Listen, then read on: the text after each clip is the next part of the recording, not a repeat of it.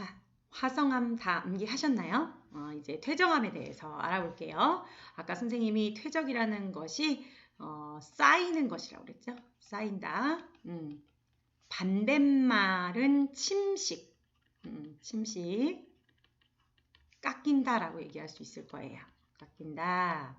그래서 퇴적물이 바다나 호수 밑에 쌓인 후 단단히 굳어져서 생긴 암석을 퇴적암이라고 해요. 자, 일단 먼저 퇴적암의 특징을 알아볼 건데요. 첫 번째, 층리가 퇴적암의 특징입니다. 이건 여러분 쉽게 생각하시면요. 우리 케이크 먹죠, 케이크. 케이크. 뭐지, 생일 축하합니다. 생일 축하합니다. 이렇게 케이크 먹어요, 우리. 초 이렇게 해가지고. 이렇게 딱 잘랐다고 보세요. 예, 딱 이렇게 요 단면을 본다고 생각하세요. 딱 잘라가지고. 그러면 어떻게 돼 있어요? 뭐 빵크림 뭐 이런 식으로 층이 나 있죠? 그런 층을 층리라고 생각하시면 돼요. 이제 퇴적물이 여러 겹 쌓이다 보니까 종류가 같지 않을 때는 줄무늬를 만들게 되고요. 그리고 이제 대체적으로 이 층리는 해수면과 평행하게 되겠죠. 왜냐면 평평하게 쌓이니까, 그치?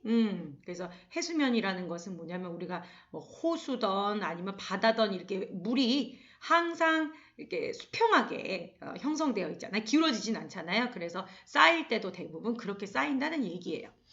그래서 이 줄무늬 이 자체를 층리라고 하고요. 이때 형성되는 면, 이걸 층리면이라고 해요. 아시겠죠? 자, 그 다음 또 하나의 특징은 이제 화석이 있어요. 화석. 우리가 이런 얘기를 해요. 지구의 역사책은 지층이다. 그리고 거기에 나와 있는 글자들, 그게 바로 화석이다라고 얘기를 해요. 이 화석을 보면 우리가 과거를 알 수 있죠. 그렇죠? 그래서 과거에 살았던 생물의 유해나 흔적을 화석이라고 하는데 이 화석은 유일하게 퇴적암에서만 발견될 수 있어요. 왜 그럴까요? 요 옆에도 나와 있지만 화성암 같은 경우는 마그마가 식어서 혹은 용암이 식은 거잖아요. 그러니까 화석이 그 속에서 살아남을 수가 없겠죠. 그러니까 존재할 수가 없겠죠. 다 녹아버리겠죠. 그래서 안 되고요. 그다음에 이제 변성암 같은 경우는 역시 지하 깊은 곳에서 높은 온도와 이 높은 압력에 의해 변하기 때문에 그 형태를 유지하기가 어려워요. 자, 화석 얘기가 나왔으니까 선생님이 그 얘기를 좀 할게요. 화석은 일단 역사가 시작되기 전이요. 시작되기 전 이것만 화석이라고 할 거예요. 역사가 시작되기 전 화석이에요. 그러니까 뭐 조선시대에 혹은 무슨 고려시대에 더 멀리는 안 돼요. 뭐 단군 왕검 때에 안 돼요. 인간이 출현하기 전 역사시대 이전만 가능한 거고요. 그 대신 모든 게 다 화석이 될 수 있어요. 뭐 배설물도 가능하고요. 그 다음에 발자국도 가능해요. 발자국도 이런 거 기억하시면 좋겠습니다. 그러나 이런 건 있겠죠. 단단한 부분이 있거나 빨리 묻히거나 하면 아무래도 화석으로 남을 가능성이 더 크고요. 그 이후에 지각 변동도 받지 않아야 될 거예요. 자, 사실은 이 층리를 얘기를 하고 있기 때문에 선생님이 몇 가지 더 하고 싶은 이야기가 있어요. 우리가 이제 과거에 이제 지층을 공부할 때요, 요런 구조물들이 있어요. 예를 들어서, 지층은 원래 해수면에 나란해야 되는데, 이렇게 생기는 경우가 있어요. 예. 이렇게 기울어진 것처럼. 이건 이제 사층리라고 불러요. 사층리. 이 구조에서는 과거에 물이 흘렀던 흔적을 알 수 있어요. 지층 속에 남아있는 구조물. 그 다음에 또 이런 경우가 있어요. 지층을 봤더니 아래쪽에는 이렇게 어때요? 자갈같이 크기가 큰 물질들이 쌓여 있고 그 위로 갈수록 이제 어때요? 일반적으로 작은 물질이 쌓여 있어요. 이건 여러분이 이제 초등학교 때 뭘 했냐면요. 페트병에다가요. 여러 가지 자갈, 모래, 진흙 넣어놓고요. 막 물 넣고 흔들어요. 그래서 딱 내비두면 누가 제일 먼저 가라앉죠? 그쵸. 이 자갈이 먼저 가라앉죠. 그 다음이 모래, 그 다음이 이제 가장 미세한 진흙 같은 게 쌓이죠. 근데 이런 구조물을 우리가 점이층리라고 불러요. 점이층리. 그래서 우리가 이게 위아래를 알 수 있어요. 만약에 이게 거꾸로 되어 있다고 봅시다. 만약에 위에가 더 이렇게 더 이렇게 알갱이가 크고 그 밑으로 갈수록 알갱이가 작아진다면 이거는 역전, 뒤집힌 게 되는 거예요. 선생님, 땅이 어떻게 뒤집혀야 말이 돼요? 그 뒤집히는 걸 얘기를 해줄게. 지금 여기도 이 그림이 잘 나와 있는데 요렇게 땅이 휘어져 있죠. 예, 요걸 갖다 우리가 습곡이라고 불러요. 뭐라고 그래요? 습곡. 근데 이게 심해요. 점점 심해지면 어떻게 되냐면요. 이렇게까지 될 수 있거든요. 이렇게까지. 그러면 예를 들어 여기가 전에는 위였어요. 여기가 이렇게 위였죠. 이렇게 돼 있었다고 생각합시다. 색칠을 좀 다시 해볼게요. 이 부분이 휘어지면서 이렇게 밑으로 내려갈 수도 있다는 거예요. 이런 식으로. 예, 그래서 지층이 역전됐는지 안 되었는지 알 수 있는 그 구조물이 바로 점이층리예요. 자, 그리고 또 이제 두 가지 더 얘기할 건데요. 층리를 보니까 이런 흔적이 남아있어요. 층리 속에. 이건 지금 어떤 의미일까요? 뭔가 이렇게 갈라진 것 같죠? 그쵸? 예, 이걸 이제 건열이라고 그래요. 예, 여러분은 이 이름보다 내용을 좀 기억했으면 좋겠어요. 그 예전에 여기 되게 건조했겠구나. 땅바닥이 이렇게 갈라졌으니까 이렇게 알 수 있고요. 그 다음에 아주 얇은 이렇게 물결, 아주 약한 물결 무늬가 남아있기도 해요. 예, 이런 것들은 연은이라고 그래서요. 예전에 여기가 잔잔한 호숫가구나. 뭐 얕은 물가였구나. 이런 것들도 알 수 있어요. 이렇게 그러니까 지층의 구조를 통해서 우리가 과거를 알 수도 있죠. 자, 이 화석이 또 나왔으니까 화석 얘기도 마저 좀 하고 갈게요. 이 화석에 이제 두 가지 화석이 있어요. 선생님 쉬운 말로 설명을 할게요. 여러분이 기억할 수 있게끔. 자, 이 두 가지 화석이 무엇이 있는가 하면요. 표준 화석과 시상 화석이라는 게 있어요. 쉽게 안 되는 거 어려운 말 썼어. 그죠? 자, 표준 화석은 시대를 가르쳐주는 화석이고요. 시상 화석은 당시의 환경을 가르쳐주는 화석이에요. 그래서 예를 들어 공룡, 제일 잘 알고 있는 공룡. 공룡은 이 중생대에 번성했다. 멸종한 동물이죠. 그리고 매머드, 털 달린 코끼리가 있어요. 털 달린 코끼리. 이거는 이제 신생대에 번성했던 이 대표적인 이 동물이에요. 근데 이런 동물들 화석을 예를 들어 지층, 뭐 여기는 A, 뭐 여기는 B라고 했을 때요. 뭐 여기서 공룡 화석이 발견됐다. 공룡 어떻게 그려야 돼? 뭐 공룡 화석이 이렇게 발견됐다. 그러면 여기는 중생대였구나. 이렇게 알 수 있겠죠. 그렇죠? 뭐 이런 식으로. 그다음에 이제 중생대 공룡 말고 암모나이트라는 게 있어요. 암모나이트. 암모나이트는요. 이렇게 뱀 이렇게 꼬인 것처럼 생겼는데 뭐 그러면 같이 있겠죠. 이제 암모나이트도 뭐 이런 식으로 시대를 가르쳐 주죠. 자, 이 시대를 가르쳐 주는 게 표준 화석이라면 환경을 가르쳐 주는 게 시상 화석이라고 그러는데요. 지금도 마찬가지예요. 조개는 그 옛날부터 지금까지 갯벌, 산호, 깨끗하고 따뜻하고 얕은 바다 뭐 요렇게 그리고 고사리, 습하고 따뜻한 육지 이런 환경에서만 옛날부터 지금까지 주구장창 이렇게 정해진 환경에서만 살아가는 생물들은 시상화석이라고 그래서 환경을 알 수 있게 해줘요.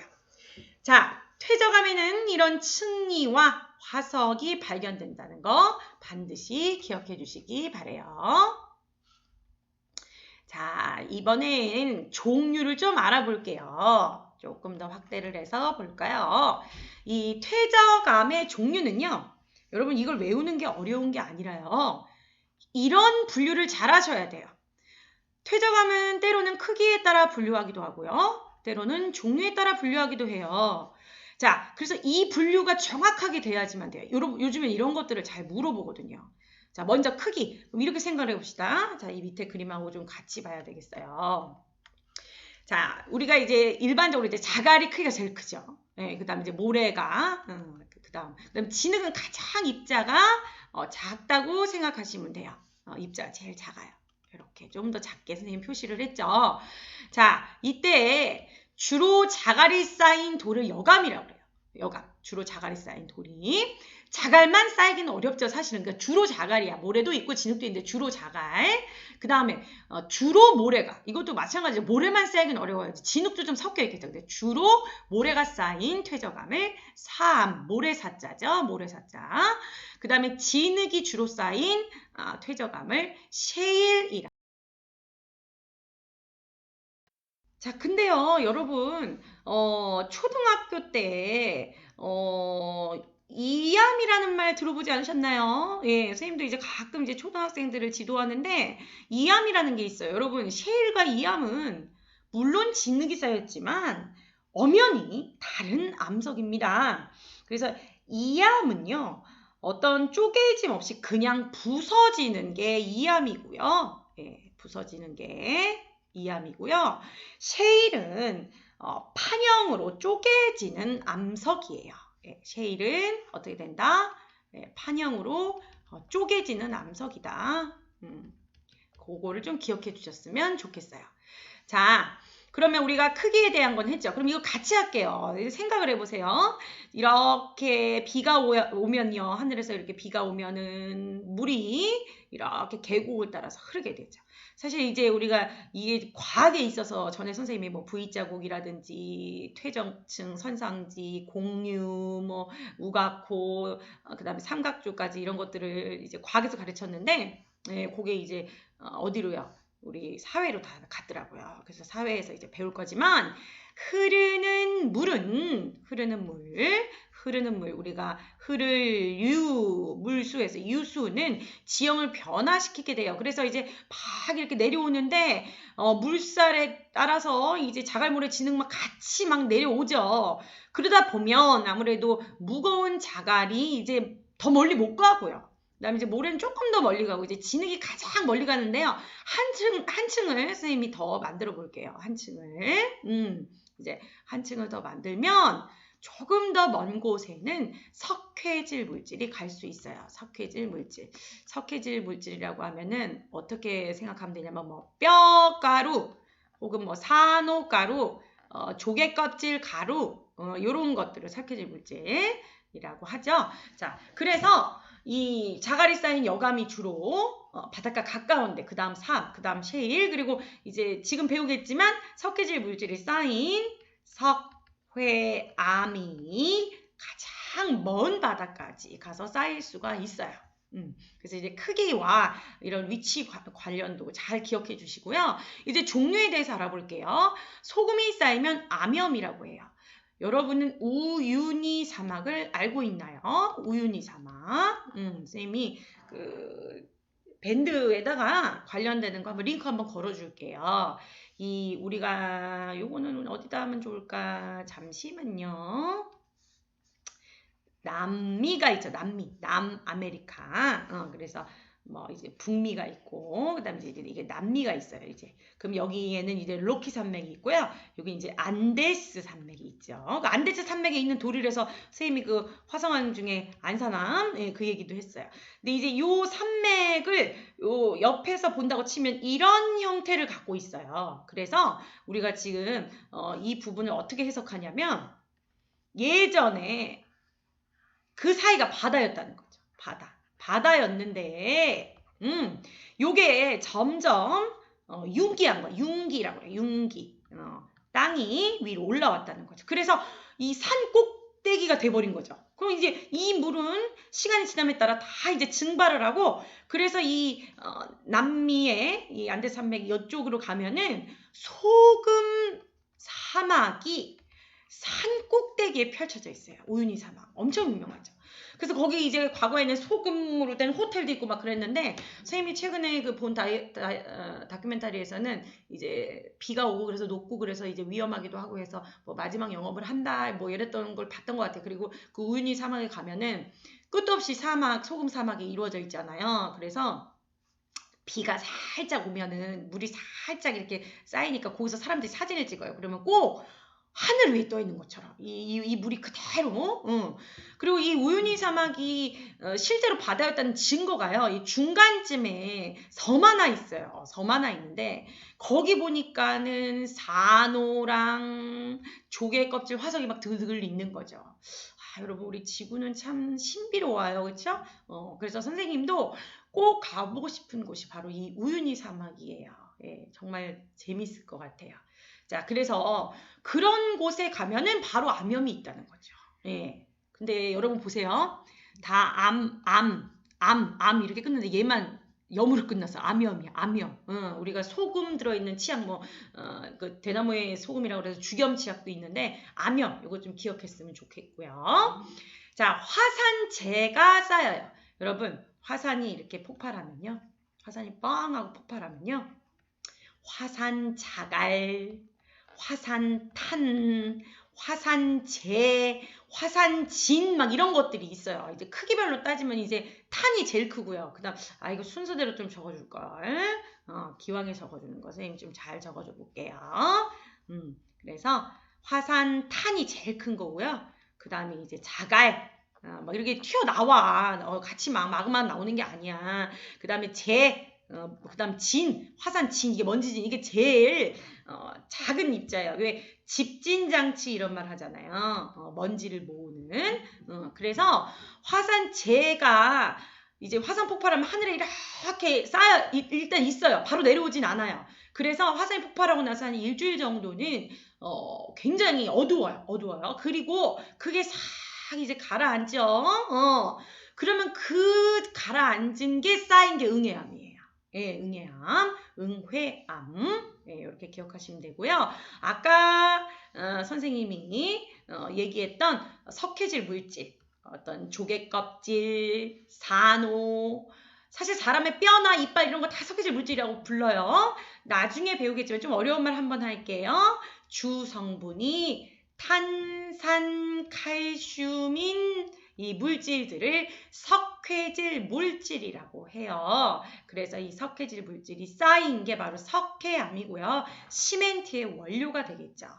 자, 어떻게 다 외울 수 있겠습니까? 이것도 역시 이건 한 5분이면 외울 수 있을 것 같아요. 그래서 한번 외워보시고요. 진흙이 쌓인 건 뭔가 진득진득 우아하게 쉐일 이렇게 외우시고요. 모래사, 자갈력 이렇게 하시고요. 그 다음에 소금은 주겸이 아니고 암염이네요. 화산재가 뻥 폭발했어요. 꼭 애들이 막 울 때 막 응애 하는 것 같아요. 응애함 그렇게 외워주시고요.